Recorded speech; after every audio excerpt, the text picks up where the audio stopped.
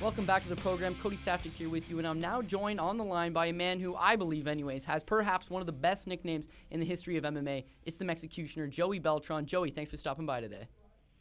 You got it, man. Thanks for having me.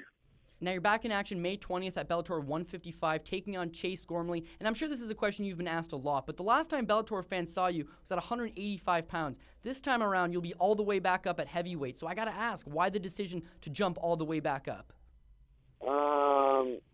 I just got out of the whole cutting weight process, and yeah, man. Like, I don't blame you, buddy. Here's my logic. Here's my logic. I mean, if I were to get a call tomorrow, Scott Coker or Rich Shaw were to say, "Hey, we want you to fight for the middleweight title, and we're going to pay you $500,000. You got 2 months to cut weight." Best believe I'll cut that damn weight. But for the money on my contract, it's not going to change anytime soon. I'm going to fight and be comfortable and enjoy my life and not piss everybody off because I'm in a grouchy mood in my normal life. So.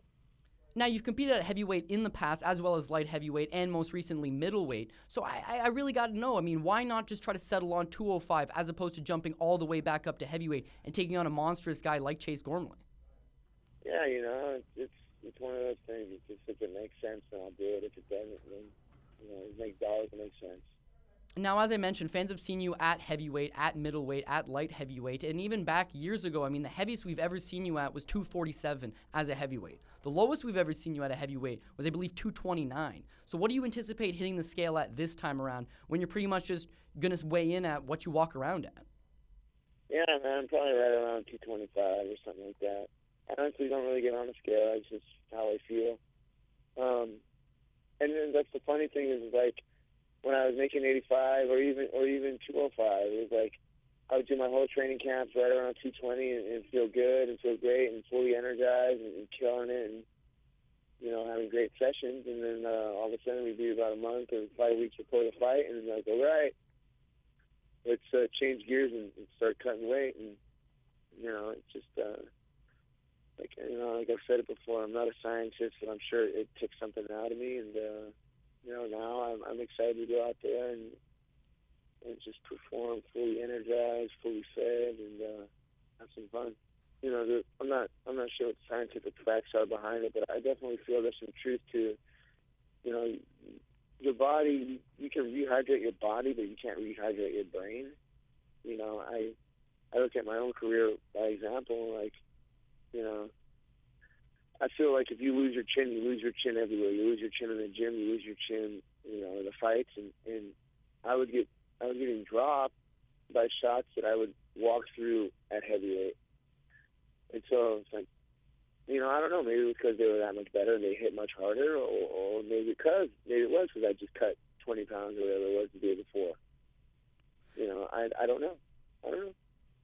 I'm like I said, I'm not a scientist. I don't have scientific data to back it up, but I'm took that all into account, and I'm just going to go out there and see what happens. So I can go out and get a fist fight. Now at Bellator 155, you'll be taking on Chase Gormley. And talk about just going back up to the heavyweight division. You'll be taking on a gigantic guy like Gormley, who, I mean, he's one of the few guys that routinely cuts to 265 pounds. But you're no stranger to fighting big guys. I mean, you've made a career out of it, even fighting Tim Hague, who weighed in at 266, and I mean, completely thrashing the thrashing machine. So you're someone who's had a lot of success taking on these bigger guys. So I got to ask, where do you find the balance in you being a pressure fighter, someone who likes to brawl? How do you kind of find that balance of, I need to pressure a guy that's, nearly twice my size and brawl with a guy that much bigger? Whereas most people, their game plans is circle away and just avoid the power altogether. You really take the opposite approach, and you're successful with it. Yeah, I mean, I think I've always found that it's better to drag them out, to force them into deep water as soon as possible. And if they're conditioned, and they've put in the work, good for them, they'll recover. But if they haven't, if they've taken shortcuts, if they've eaten shitty food, if they've not ran enough hill sprints, then I'm going to find out. I'm going to find out pretty quick. And, that's always in my logic at heavyweight, is grab them, get a hold of them, make them fight fast and hard really fast, and early on, and see what they're made of. Now, Gormley comes from a wrestling background. I believe he was a two-time All-American in collegiate wrestling. But, I mean, you yourself, you come from a Greco-Roman wrestling background and training at Alliance MMA with guys like Phil Davis, who's a very high-level wrestler, very superior guy to a guy like Chase Gormley. I mean, certainly that's got to be helping you out. So I got to ask, I mean, how has everything been going at Alliance MMA? Yeah, I just really focused on, using my wrestling in reverse, like starting in bad positions and forcing myself to work up, putting myself in horribly uncomfortable positions and dealing with it and just being comfortable and being safe and then getting up. I know the fight is mine to be won on my feet. That's where I want to win it. But I'm also open to the possibility of submitting them off my back. I'm a brown belt. I'm definitely no slouch on the ground. I'm a brown belt in jiu-jitsu. So, just be comfortable, just be totally, totally mentally aware and present in whatever the situation is that's going on in the fight. Final question for you, Joey. Let's say in a perfect world you're successful against Chase Gormley, you take care of business. What exactly are you looking for next in your career? Are you looking for a grudge match settle with a guy like Tony Lopez, someone who you fought twice in the past? Are you looking for a very fan-friendly fight with a guy like Kimbo Slice, whom you match up incredibly with? Or are you looking to get back to another title shot and take on some of the contenders in the Bellator ranks? It really all depends on I guess, like, whatever Bellator wants to, if they see it fit, to put me in one of those quote-unquote fun fights and pay me some fun money, I'll do it.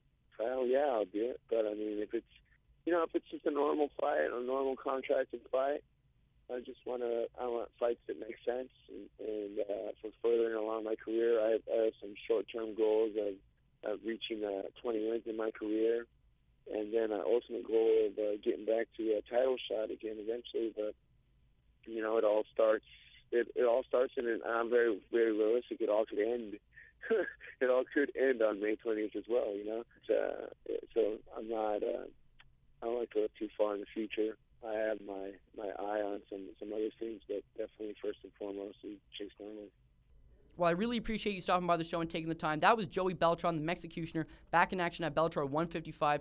Joey's really never in a bad fight, so let me tell you, this is certainly one that you're going to want to catch, and you can catch all the action at Bellator 155. Joey Beltran, thanks for taking the time.